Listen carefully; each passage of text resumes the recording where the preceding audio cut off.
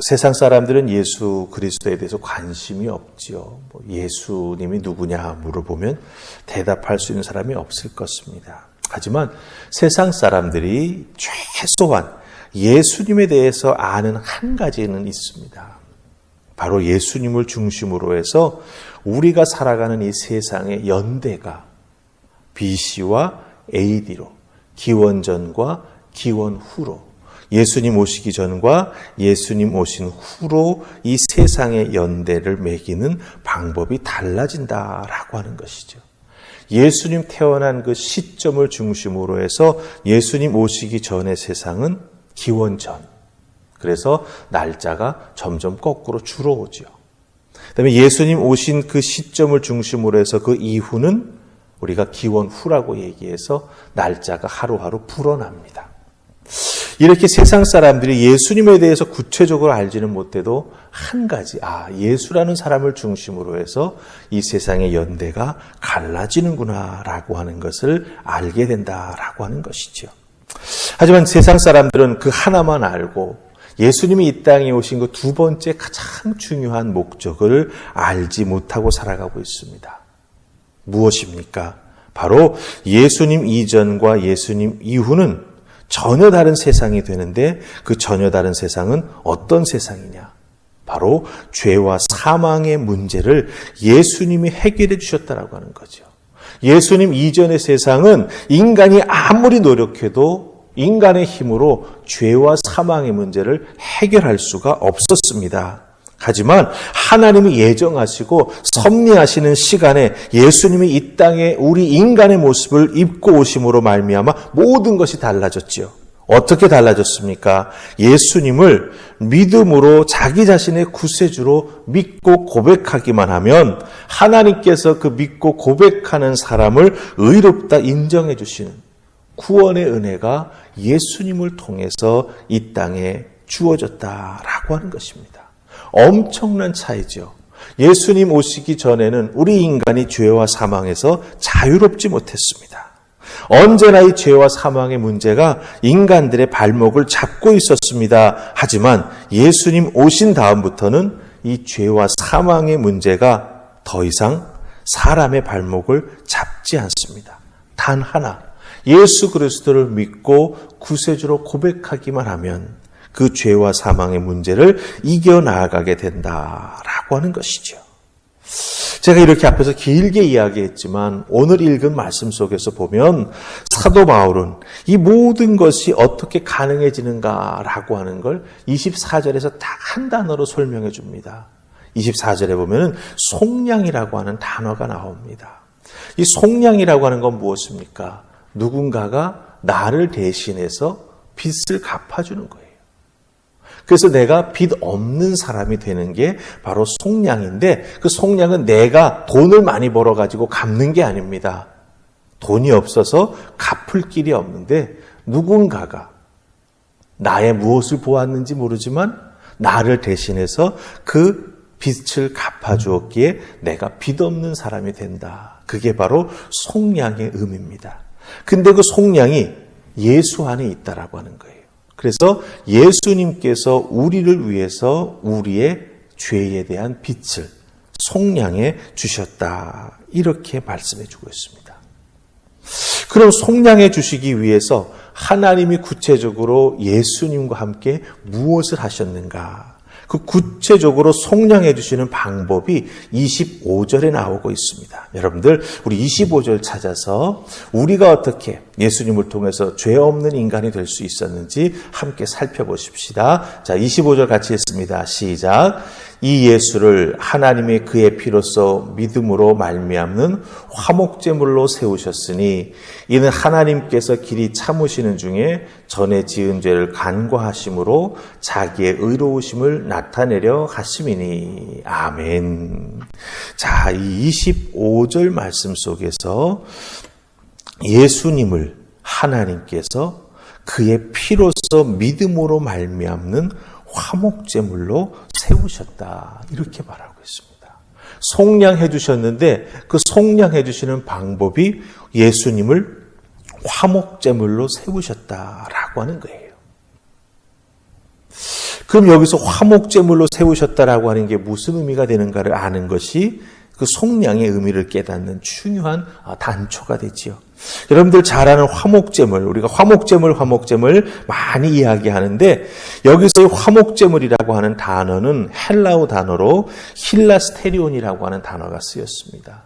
이 힐라스테니온이라고 하는 단어는 사실 구약에 있는 성경을 번역할 때 속죄소 혹은 지성소 이것을 의미하는 단어로 힐라스테리온이라고 하는 단어를 사용을 했어요. 그러니까 여기서는 화목제물로 번역이 되어 있지만 구약 출애굽기 25장에 나오는 하나님께서 모세에게 성막 짓는 법을 쭉 말씀해 주시면서 17절에 속죄소 짓는 방법을 말씀하십니다. 그런데 그 속죄소를 지은 다음에 하나님께서 뭐라고 말씀하시냐면 그 속죄소에서 내가 너를 만날 것이다 라고 말씀해 주세요. 하나님을 우리 인간이 만날 수 없습니다. 구약에서는 하나님의 얼굴을 본 자는 죽습니다. 그런데 이 속죄소 위에 있는 이 화목제물이라고 번역된 힐라스테리온, 구약에서는 이거를 이 속죄소라고 말하기도 하고 시은자라고 얘기하기도 합니다. 하나님 앞에 은혜를 덧입는 장소라 하는 것이죠. 이렇게 예수님께서 화목제물이 되어주셔서 하나님의 은혜를 덧입는 장소가 되게 되어주셔서 하나님을 만날 수 있는 장소가 되어주셔서 우리가 구원을 받게 되었다라고 하는 거예요. 참 이 화목제물이라고 하는 단어 한 단어 속에 우리가 어떻게 하나님으로부터 구원함을 받을 수 있는지 그 믿음의 신비가 다 담겨져 있는 것을 보게 됩니다. 하나님께서 예수 그리스도를 화목제물 삼아 주셔서 우리에게 구원의 은혜를 베풀어 주신다라고 하는 거죠. 그래서 예수 그리스도의 피를 힘입어 믿음으로 나아가기만 하면 우리는 하나님 앞에 놀라운 구원의 은혜를 덧입게 된다라고 하는 것입니다. 그런데 여러분들, 옛날에 구약시대에는 이 화목제물을 어떻게 하나님 앞에 드렸습니까? 성막 안에서 모든 사람들이 볼 수 있는 게 아니죠. 하지만 신약에 와서는 예수님께서 이 속량의 과정을 성막, 성전 안에서 행하신 것이 아니라 오늘 말씀 우리가 살펴보았던 25절에 나오는 화목제물을 세우셨으니 그랬잖아요. 이 세우셨으니라고 하는 단어는 무슨 뜻이냐 하면 무언가를 숨기지 않고 공개적으로 모든 사람이 볼 수 있도록 다 드러내어서 이렇게 보여준다라고 하는 의미를 가지고 있습니다. 그러니까 모든 사람들이 보여질 수 있도록 하나님께서 예수님을 어떻게 십자가에 세우셨다라고 하는 거예요. 하나님이 예수님을 화목제물 되게 해주신 것은 모든 사람들이 다 볼 수 있도록 성전의 속죄소가 아닌, 성막 속의 속죄소가 아닌 갈보리 산 위에 십자가를 세우셔서 다 보게 해주셨다라고 하는 거죠. 그곳이 시온자가 되고 화목제물이 제사가 드려지는 장소가 되었다라고 하는 거예요. 그래서 예수님을 바라보기만 하면, 예수 그리스도에 대해서 자기가 죄인됨을 인정하고 믿음을 고백하기만 하면 구원의 은혜를 받는 놀라운 은혜가 어디서 이루어지는가? 바로 예수님의 십자가 화목제물로 드려지는 그 시온자에서 일어나게 된다라고 하는 것을 오늘 말씀을 통해서 사도 바울은 우리에게 설명해 주고 있습니다. 참으로 예수님께서 우리에게 해주신 일이 무엇인가라고 하는 걸 짤막한 한 절 속에서 사도 바울은 참 귀하게 설명을 잘 해주고 있다라고 하는 거죠. 그럼 우리가 해야 될 일은 무엇입니까? 예수님을 화목제물로 다 보이도록 세워주셨습니다. 그렇다고 한다면 우리가 해야 될 일은 예수님을 바라보는 것이죠. 예수님을 믿음으로 받아들이는 것이죠. 그리고 고백해야 합니다. 주는 그리스도시요 살아계신 하나님의 아들이십니다. 보고 믿고 고백하고 그렇게 될 때 우리는 놀라운 구원의 은혜가 무엇인지를 깨달아 알고 그 구원의 은혜를 덧입고 하나님의 자녀되는 놀라운 은혜를 축복으로 받게 된다라고 하는 것입니다. 여러분 한 분 한 분은 이미 화목제물 되신 예수 그리스도를 바라다 보신 분들입니다. 바라다 보았을 뿐만 아니라 믿으신 분들이고 또한 고백하신 분들입니다. 이 구원의 은혜가 얼마나 우리에게 귀하고 큰 것인지 다시 한번 사도 바울은 알려주고 있다라고 하는 것이죠. 의로우심을 나타내셨고 예수 그리스도를 우리에게 보내주셔서 그분을 바라볼 때마다 구원의 은혜가 얼마나 귀한 것인가라고 하는 걸 깨닫게 해주셨다라고 하는 거 기억하시고 오늘도 예수 그리스도를 온전히 바라보시고 믿고 고백하며 승리하는 여러분 되시기를 주님의 이름으로 축복합니다. 아멘. 우리 기도하십시다. 좋으신 하나님 은혜 감사합니다. 오늘도 이 새벽 저희들을 주의 손으로 불러주셔서 예수 그리스도의 구원의 은혜, 그 신비, 우리에게 화목제물 되시는 예수 그리스도를 보내주셔서 예수 그리스도를 바라보고 믿고 고백할 때 놀라운 구원의 은혜를 덧입게 됨을 알게 해주시니 감사합니다.